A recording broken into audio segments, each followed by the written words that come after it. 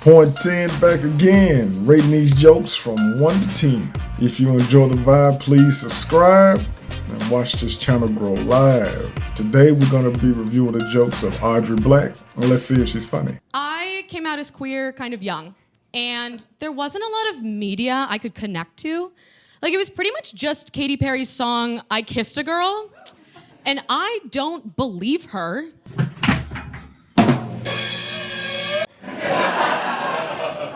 The one other thing I had was the TV show The L Word, which I started watching relatively young because I wanted to know like what being queer even meant.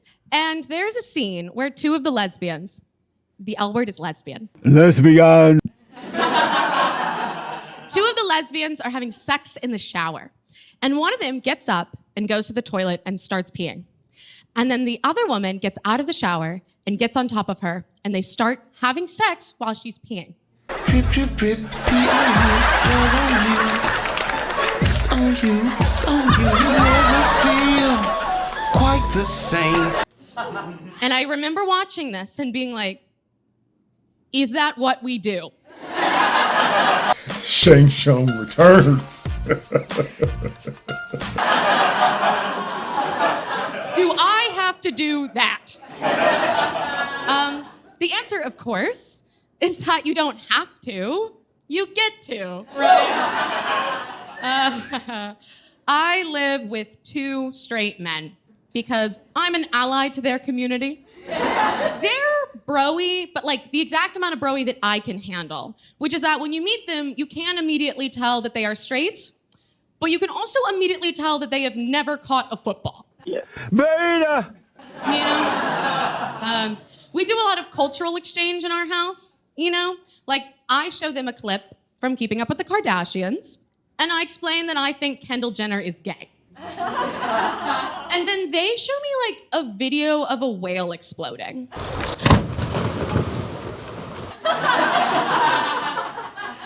Recently, one of my roommates turned to me and said, "Hey, have you heard about serving cunt?" Kind of the way someone asks you if you've heard about Jesus Christ. But like, that's what living with two guys is, you know? Like, we're exposing each other to things we otherwise would not know about. Like, I'm a cute girl in my 20s. Stop it. Get some help. I should know about like Glossier and Margaret Atwood. And suddenly I know a lot about animal attacks. And I don't mean the basic stuff like Harambe. Oh, no.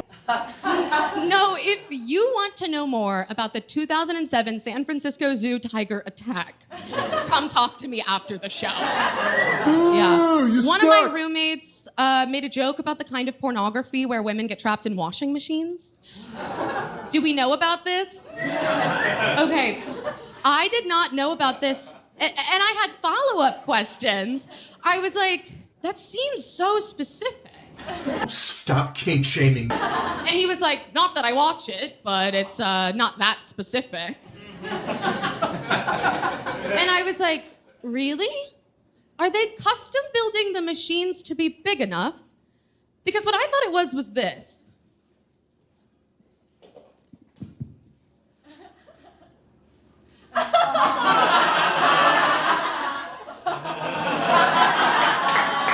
It's not funny. She did all that for that extremely unfunny physical comedy. She should just kept the mic.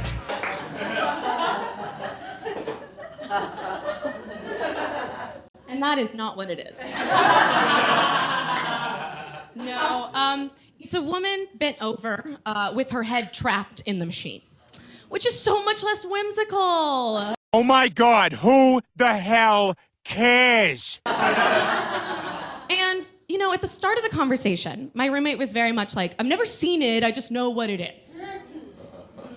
But then he started saying stuff like, at the beginning of the videos, they act so trapped.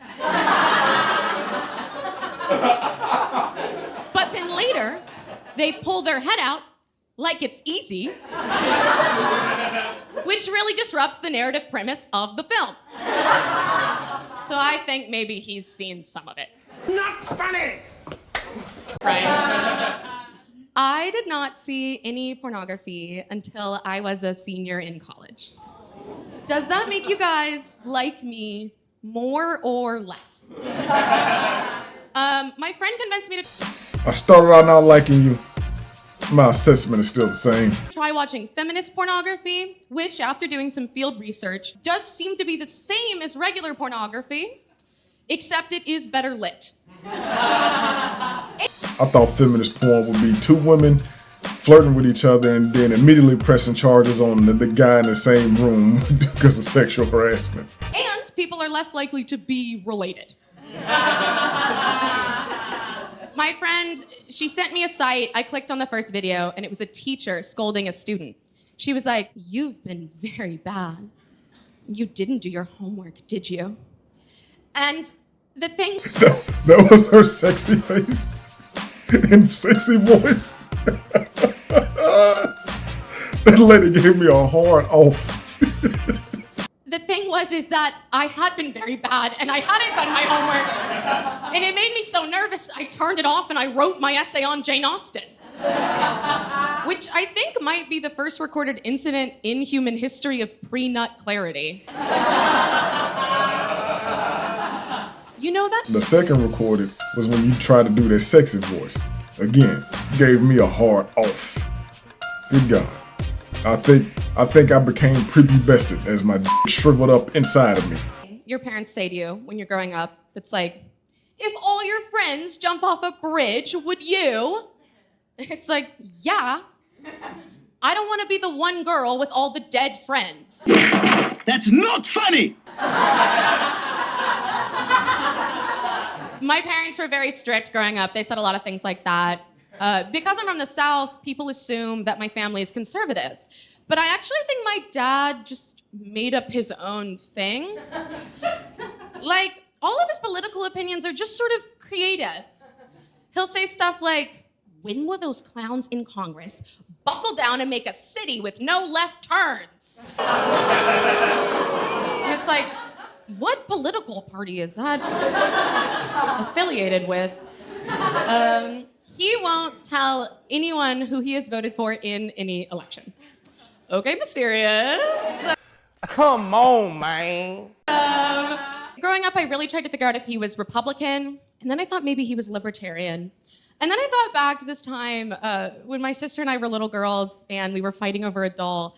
And my dad, he came into the room and he put both our hands around each other's throats and he said, "Share or just kill each other!"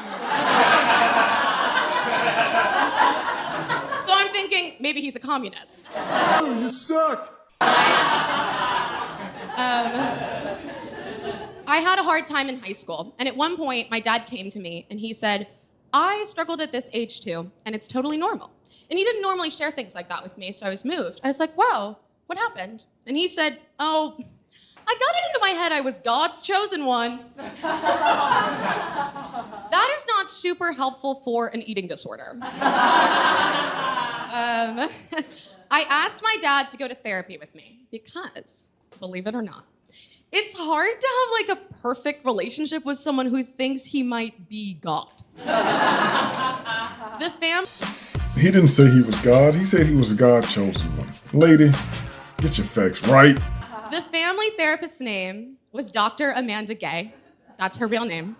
And when I asked my dad if we could go see her, he said, "Oh, it's odd that she goes by her first name, Dr. Amanda." And I said, "What are you talking about? Her name is Dr. Gay." And he said, "Oh, I thought that was her specialty."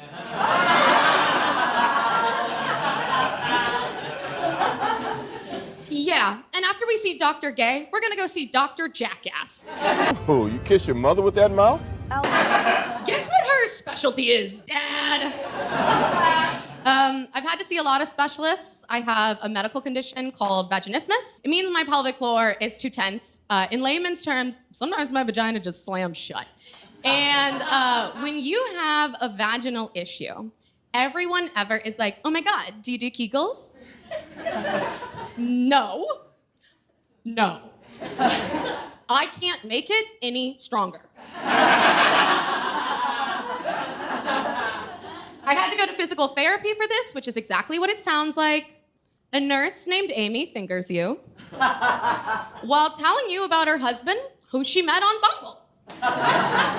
This, of course, costs hundreds of dollars. So when the question of like who's going to pay on a date comes up for me, there's no, what are the genders? Who asked who? No. If you want to do something with me involving my pelvis, you are paying for dinner. I have to break even on this thing. Are you gonna charge people for dating you because your yoni malfunctioning? You need to go back to the manufacturer and complain. I got catcalled recently. I'll own that I was asking for it. I was wearing a shirt and pants. Come on now, dawg. A guy wolf whistled at me and said, "Ooh, looking good, baby." And then seconds later, a different guy wolf whistled at me and said, "What's up, mama?" Wait. Those sound extremely like mild. I don't understand what a cat call is just a random compliment from a man now? Guys, what am I to you guys? Am I mama or am I baby? I just want to know who's breastfeeding who. All right, we just got through sitting through the comedy set of Audrey Black. Hopefully we won't have to do that again. Not funny at all. I did not enjoy it, but maybe you did. Let me know in the comments below. I didn't. But as always, thank you for tuning in. Point 10 out.